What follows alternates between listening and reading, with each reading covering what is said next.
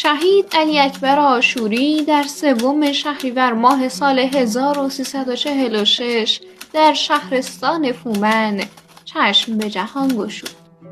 دوران کودکیش را در همانجا گذراند و تا 2 ابتدایی به تحصیل پرداخت. پس از آن برای کمک به خانواده به کارگری مشغول شد.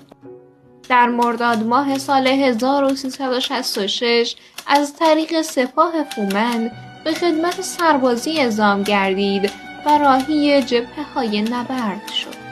سرانجام در روز 17 تیر ماه سال 1367 در منطقه سردشت بر اثر اصابت خمپاره به شهادت